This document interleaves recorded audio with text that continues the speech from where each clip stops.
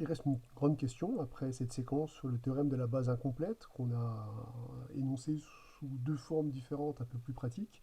C'est quoi la dimension d'un espace vectoriel, hein? Pour l'instant, je vous rappelle qu'on a défini ce que c'était être de dimension finie, c'est-à-dire posséder une famille génératrice finie. On a vu que la conséquence était qu'il existait des bases dans les espaces vectoriels de dimension finie, c'est les fameux théorèmes qu'on a vus dans ce chapitre-là. Et chose importante, et c'est là-dessus qu'on va se baser, c'est que les bases sont obtenues soit en augmentant les familles libres jusqu'à obtenir une famille libre maximale, qui sera une base, soit à partir d'une famille génératrice en éliminant des vecteurs inutiles jusqu'à obtenir une famille génératrice minimale, qui est une base. Donc on sent, ça je l'ai déjà dit, que les bases sont au carrefour entre les familles libres maximales et les familles génératrices minimales. Eh bien on va voir qu'à ce carrefour-là, les familles qu'on obtient, ce sont effectivement des bases. Elles auront toutes le même nombre d'éléments. Ce qui veut donc dire que dans un espace vectoriel de dimension finie, il y a un invariant très important, et quelque chose qui ne varie pas, un invariant, c'est le nombre de vecteurs d'une base. Donc non seulement on saura qu'il y aura des bases, mais en plus ces bases-là, elles auront toutes le même nombre d'éléments. Donc ça, c'est l'enjeu de la partie qui nous intéresse, hein, où on va définir la dimension d'un espace vectoriel. Et le résultat le plus difficile qu'on va devoir établir dans ce cours, c'est probablement celui qui arrive, c'est le lemme de Steinitz, qui va nous permettre de démontrer que le nombre de vecteurs d'une famille génératrice est toujours plus grand que le nombre de vecteurs d'une famille libre. On s'y attendait un peu, mais on va le démontrer, on va voir que la démonstration est pas si facile, mais elle va faire appel à des vieilles lumières, hein, ce qu'on avait vu notamment dans la résolution des systèmes. Entre guillemets, on va faire du neuf avec du vieux, vous allez le voir dans la démonstration.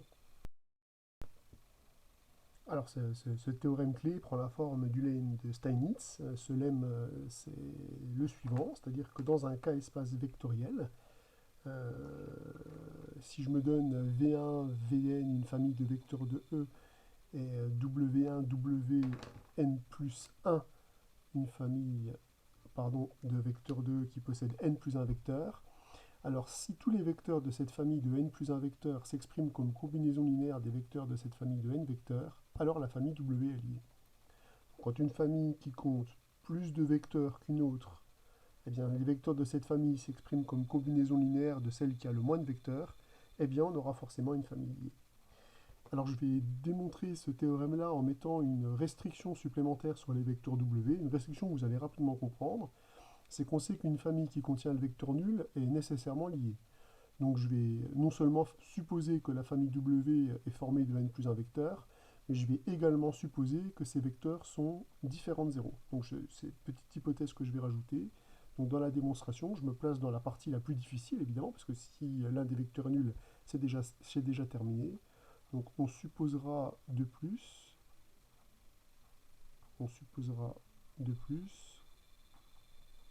que les vecteurs WI sont non nuls pour tout i compris entre 1 et n plus 1. Donc on mettra cette hypothèse supplémentaire, puisque si l'un des vecteurs est nul, on l'a déjà dit, la propriété elle tombe toute seule.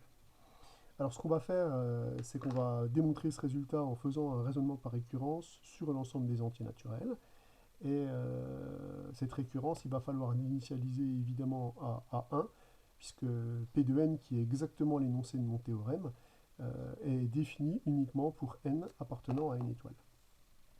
Donc on va démontrer que la propriété P de 1 est vraie. Donc on va déjà poser ce que l'on doit démontrer, comme d'habitude. Là, ça ne va pas être peut-être aussi facile qu'habituellement. Donc on va se donner ici une famille qui ne compte qu'un seul vecteur. La famille V, elle est réduite au vecteur V1. Et on va se donner une famille W qui comporte deux vecteurs non nuls, je le précise, puisque je me place dans les conditions les plus difficiles. Alors là, on sait que les vecteurs de W s'expriment comme combinaison linéaire des vecteurs de V. Comme il n'y a qu'un vecteur dans V, si je représente géométriquement la situation, donc vous avez l'espace vecteur, le vecteur de V ici, V1, qui va engendrer une droite vectorielle. Donc là, on récupère le vecteur de V1 qui est ici, cet espace vectoriel qui est là, hein, c'est l'espace vectoriel engendré par les VI ici, il prend la forme là d'une droite vectorielle, puisqu'il y a un seul vecteur dans cette famille. Donc nous, on a en hypothèse que les vecteurs de la famille W sont dans l'espace vectoriel engendré par V1. C'est-à-dire qu'on a W1 qui appartient à l'espace vectoriel engendré par V1, et on a W2 qui appartient à l'espace vectoriel engendré par V2. Donc c'est-à-dire que, je ne sais pas, par exemple, le vecteur W1, c'est un vecteur qui va être comme ceci. Imaginons que ça c'est W1, et le vecteur W2, bah, ça peut être un vecteur comme cela. Donc on voit que des vecteurs qui sont dans cet espace vectoriel engendré, ils sont évidemment proportionnels à V1. Donc là, ça va nous dire qu'il existe un nombre réel, enfin un nombre d'encas plutôt, K1, tel que W1 va être égal à K1 fois V1. On peut même préciser que K1 est différent de 0, puisque V1 et W1 est différent de 0, ce que je vais indiquer. Et il existe un K2 aussi dans, dans K étoile pour les raisons que je viens de donner, tel que W2 est égal à K2 fois le vecteur V1. Donc les deux vecteurs à W1 et W2 sont sur la droite vectorielle engendrée par V1. L'objectif, c'est de montrer que la famille est liée. Alors, a priori, oui, les deux vecteurs ils vont être proportionnels. Et ça, c'est très facile à voir. On voit qu'on peut éliminer ici par combinaison linéaire le terme K1 et K2, tout simplement en faisant quoi? Si je multiplie le vecteur W1 par K2 ici, je vais récupérer K1, K2, V1. Mais c'est aussi ce que je récupère en multipliant ce vecteur par K1. Donc si je forme la différence K2W1 moins K1W2, j'obtiens évidemment le vecteur nul de E. Donc on voit que on a une combinaison linéaire non triviale, puisque les deux paramètres ici sont non nuls qui renvoient 0.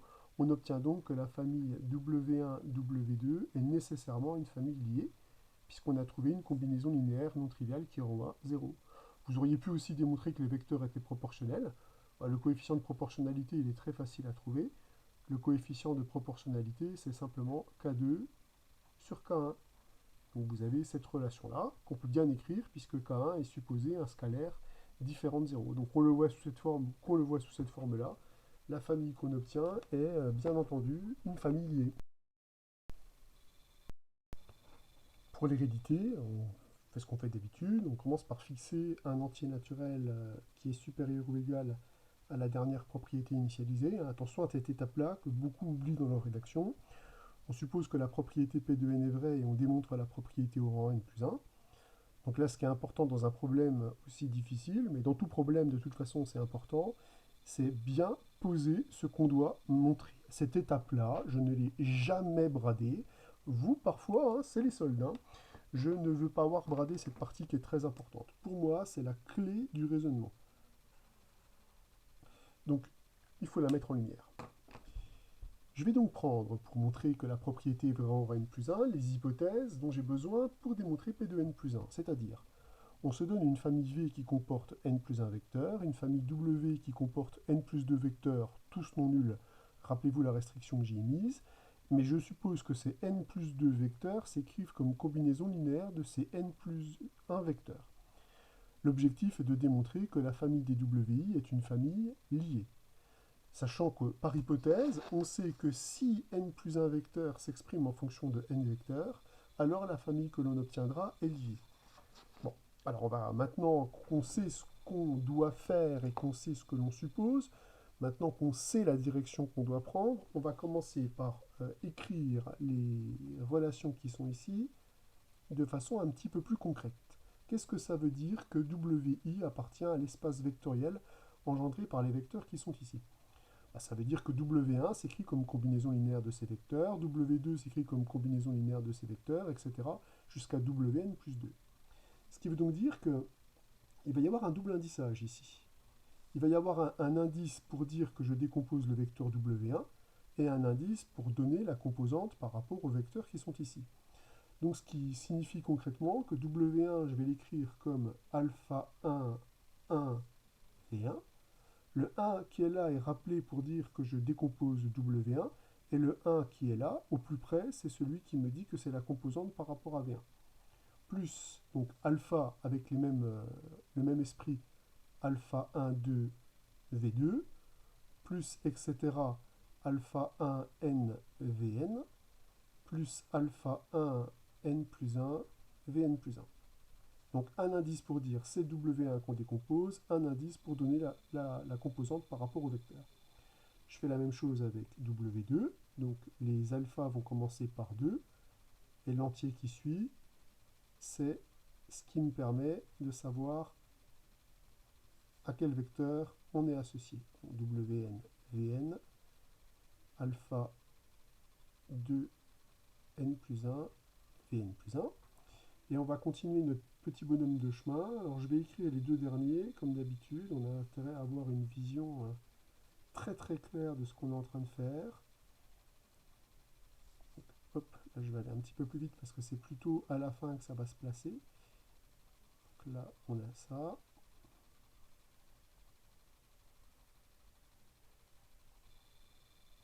Et enfin le dernier. Le dernier, donc c'est alpha n plus 2, 1, V1, plus etc. Alpha n plus 2, n Vn, plus alpha n plus 2, n plus 1, Vn plus 1. Ça ressemble un peu à un système de une équation à une inconnue, hein, ce qu'on obtient. Alors, notre objectif, évidemment, c'est de se ramener à ce qu'on sait faire. Nous, ce qu'on sait faire, c'est quand on a n plus 1 vecteur qui s'exprime en fonction de n.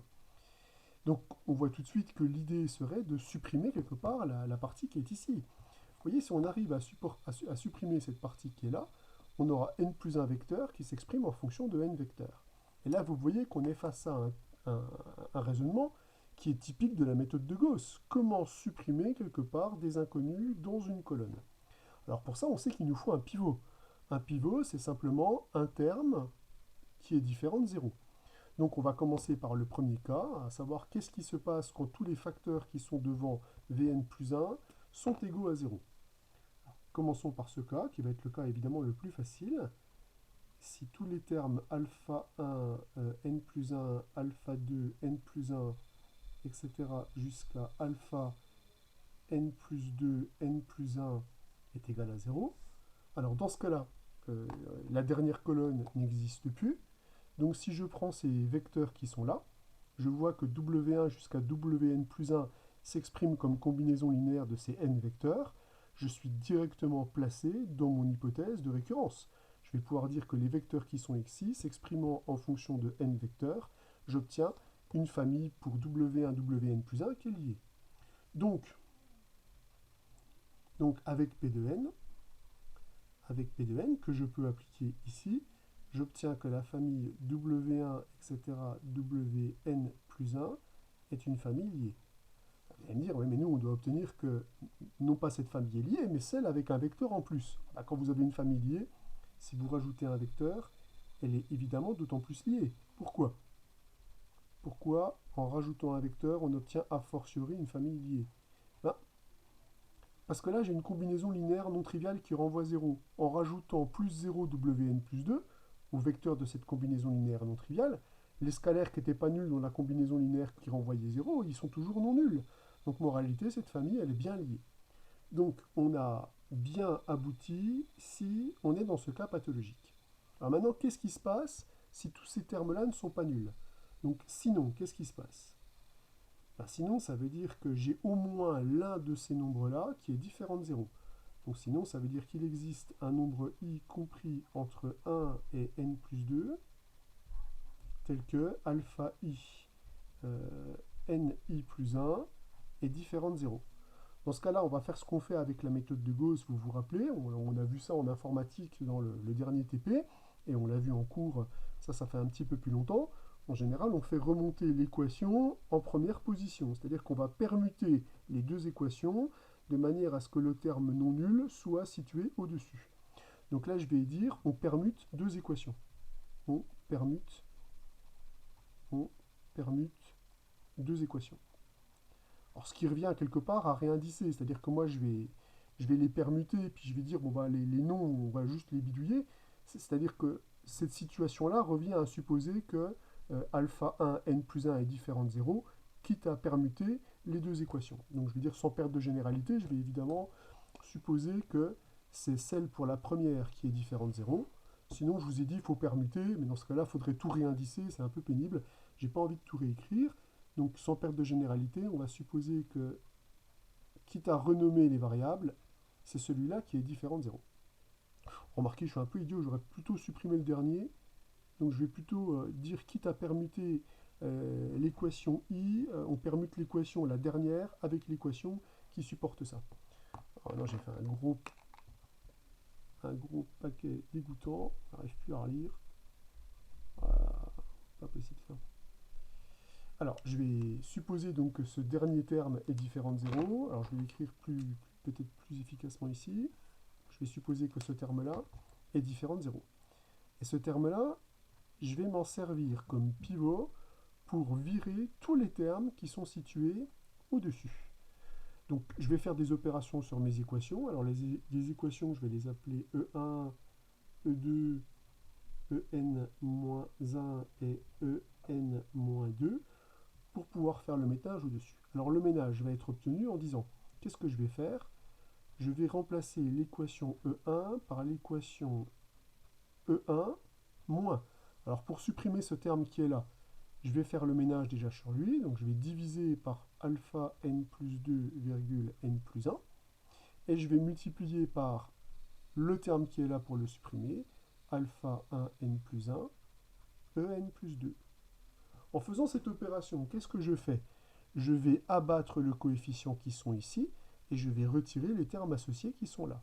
Je vais donc récupérer que W1 moins le nombre qui est là, c'est-à-dire alpha 1 n plus 1 sur alpha n plus 2 n plus 1, fois Wn plus 2, ce terme-là, il ne va plus s'exprimer qu'en fonction des vecteurs de V1 jusqu'à Vn, puisqu'on a supprimé le dernier wagon du train.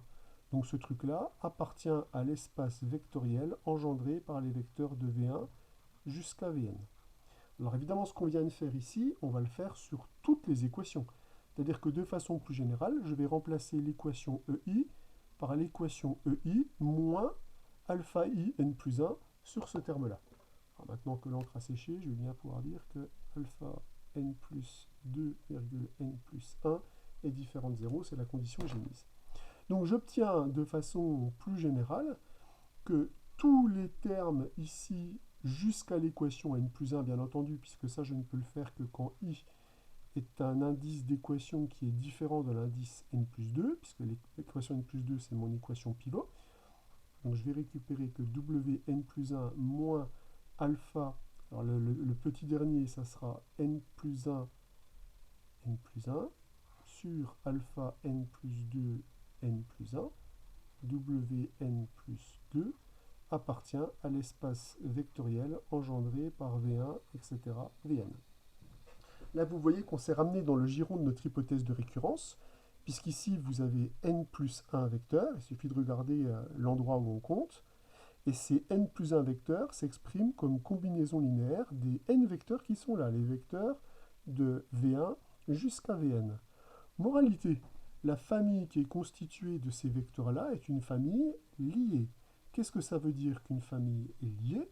Ça veut dire qu'il existe des nombres bêta 1, etc., bêta n plus 1 non tous nuls, c'est-à-dire ce n plus 1 uplet est différent du n plus 1 uplet 0, 0, 0, tel que bêta 1 multiplié par ce vecteur plus bêta 2 multiplié par ce vecteur plus bêta n plus 1 multiplié par ce vecteur soit égal à 0. Mais si je regarde ce qui va se passer, le vecteur oméga 1, il n'apparaît que dans ce terme-là.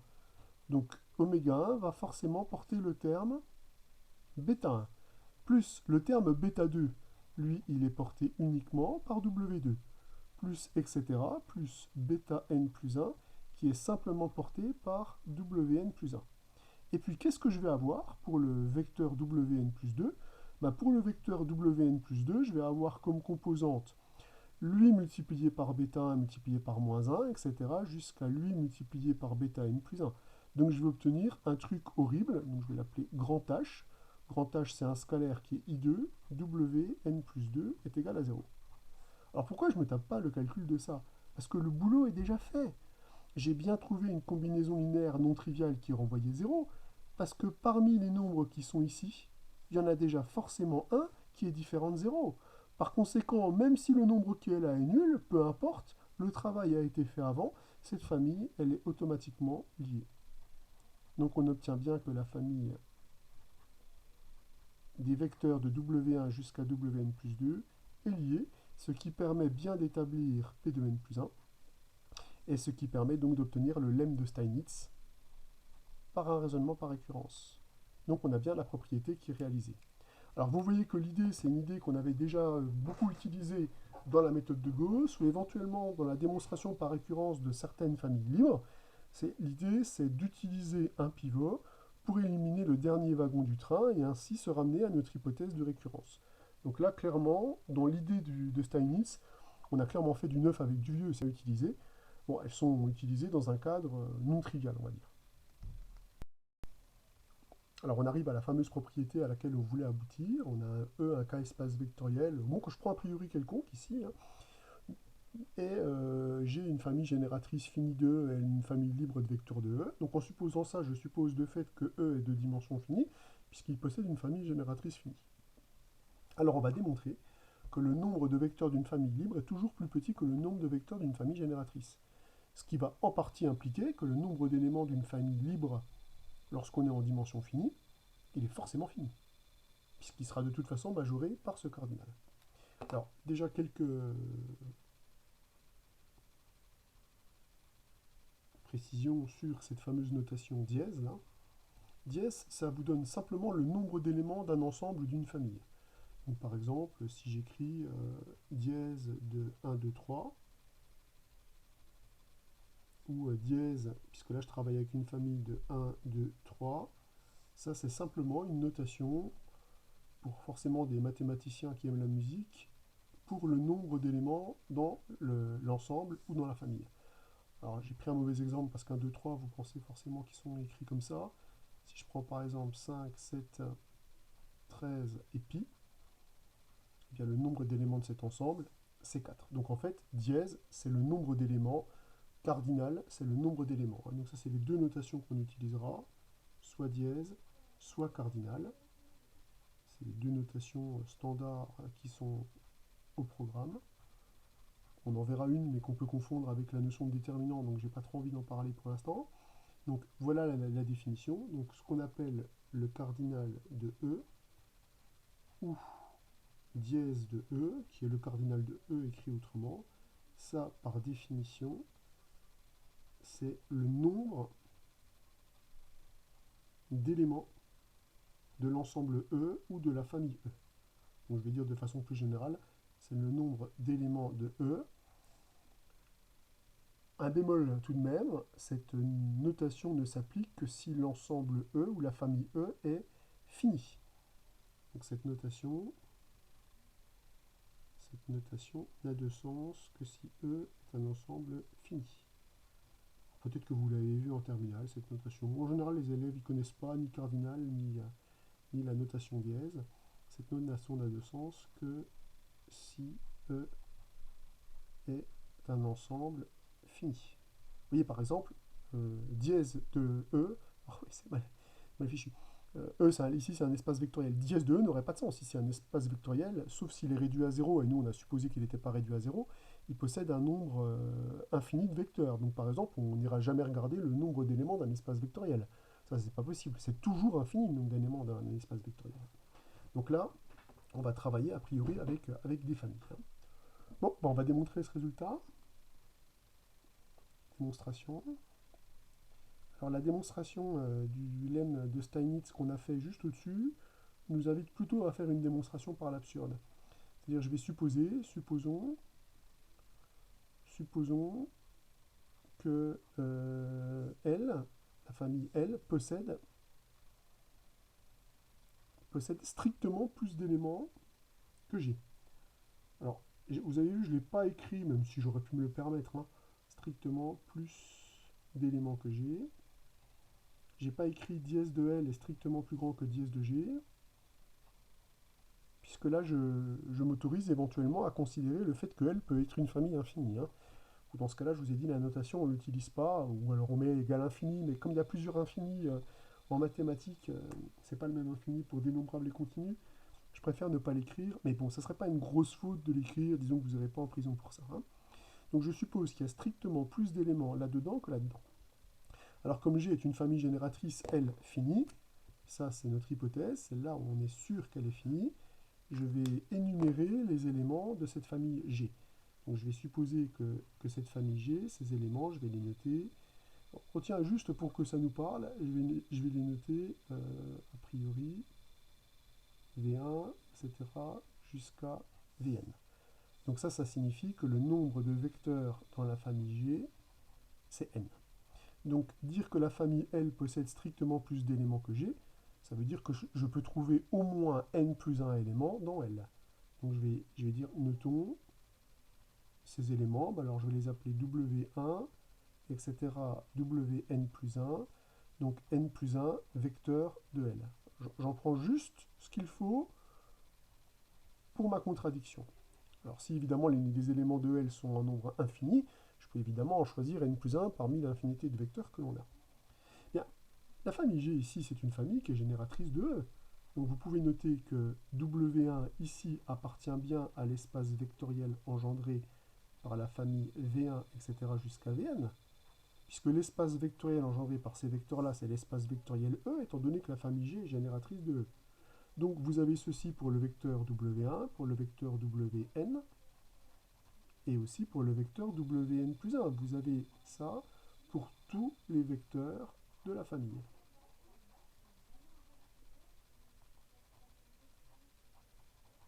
Moralité, on vient de démontrer que les vecteurs de W1 jusqu'à Wn plus 1 s'écrivent comme combinaison linéaire de ces n vecteurs.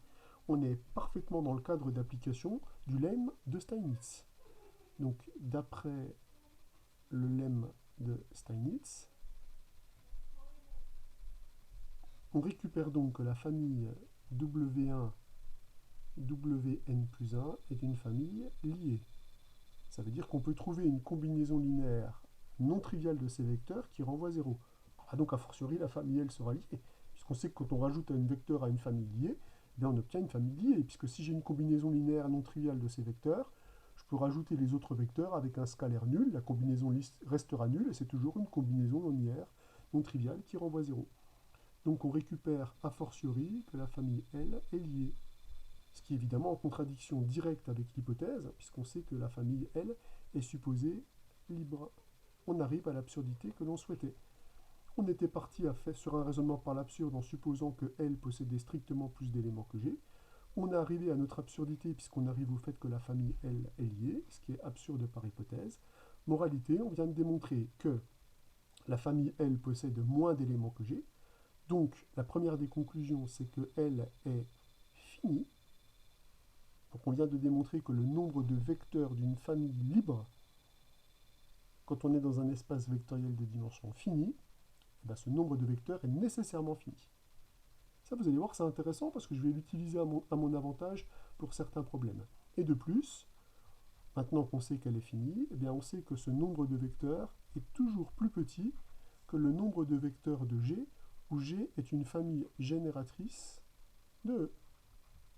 Donc le nombre de vecteurs d'une famille libre est toujours plus petit que le nombre du vecteur d'une famille génératrice.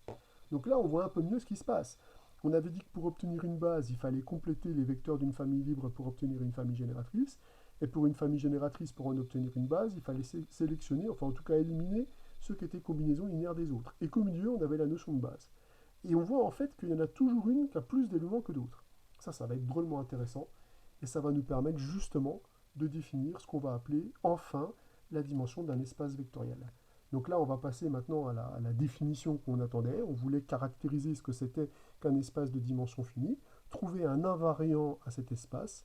Eh bien, on va voir que le bon invariant, c'est le nombre de vecteurs d'une base. On arrive donc à la définition principale de notre cours, notre début de cours, de notre premier chapitre. C'est la définition de la dimension d'un espace vectoriel. Alors si E est un espace vectoriel de dimension finie, c'est-à-dire si on sait que cet espace est engendré par un nombre fini de vecteurs, alors toutes les bases de E possèdent le même nombre de vecteurs, et ce nombre entier, donc le nombre de vecteurs d'une base, qui est toujours le même, puisque les bases ont toutes le même nombre d'éléments, ça s'appelle la dimension de E. Donc on redéfinit ce qu'on va appeler un invariant sur un ensemble. Dans un espace vectoriel de dimension finie, il y a quelque chose qui reste invariant. C'est le nombre de vecteurs d'une base. Alors évidemment, vous vous doutez bien que la définition qu'on vient de donner s'accompagne automatiquement ici d'une démonstration. C'est-à-dire qu'il faut qu'on montre que notre définition a du sens. Puisque cette définition est liée au fait que j'affirme que toutes les bases auront le même nombre de vecteurs. Donc cette définition s'accompagne automatiquement d'une démonstration, la démonstration du fait que les bases ont toutes le même vecteur. De la démonstration de l'invariant. De la démonstration du fait que ce nombre entier est bien un invariant de E. Du fait que ce nombre est un invariant de E. Donc ça ne doit pas varier. Alors ben, pour ça, c'est pas très compliqué comme démonstration. On va se donner deux bases de notre espace vectoriel et on va démontrer qu'elles ont le même nombre d'éléments. Donc je me donne une première base que je vais appeler B1, qui est une base de l'espace vectoriel E. Je vais me donner B2, une autre base de l'espace vectoriel E. Et je vais démontrer que B1 et B2, elles ont le même nombre d'éléments. Alors, ça ne va pas être très difficile. Déjà, ces familles, elles ont un nombre fini de vecteurs parce qu'elles sont libres. Et on a vu qu'en dimension finie, le nombre de vecteurs d'une famille libre est forcément fini. Donc déjà, ça a un sens de parler de cardinal pour ces familles-là, parce qu'elles sont libres, donc elles sont automatiquement finies. Et maintenant, on va jouer avec leurs propriétés. Comme elles sont bases, elles ont deux casquettes. Déjà, par exemple, B1 est libre, et B2 est génératrice de E. Bon, je ne vais pas dire génératrice de E, je vais dire génératrice, mais le cœur y est, c'est génératrice de E. Si vous appliquez le résultat qu'on vient de démontrer ici, on a démontré que le nombre de vecteurs d'une famille libre est toujours majoré par le nombre de vecteurs d'une famille génératrice. Donc comme B1 est libre et que B2 est génératrice, vous récupérez cette inégalité-là. Évidemment, vous pouvez échanger les rôles de chacun. B2, comme c'est une base, elle peut aussi bien jouer le rôle de la famille libre, et B1, comme c'est une base, elle peut aussi bien jouer le rôle de la famille génératrice de E. Donc vous récupérez de la même manière que le nombre de vecteurs qu'il y a dans B2 est plus petit que le nombre de vecteurs qu'il y a dans B1. Comme ces nombres-là sont des nombres entiers, puisqu'on sait que ces familles sont finies, comme le nombre de vecteurs de B1 est plus petit que le nombre de B2 et que le nombre de vecteurs de B2 est plus petit que le nombre de vecteurs de B1, on obtient donc que le nombre de vecteurs de la base B1 est égal au nombre de vecteurs de la base B2. On a donc bien défini un invariant qui est attaché à notre espace vectoriel. Cet invariant, c'est le nombre de vecteurs d'une base, puisque toutes les bases, on vient de le démontrer ici, possèdent le même nombre d'éléments.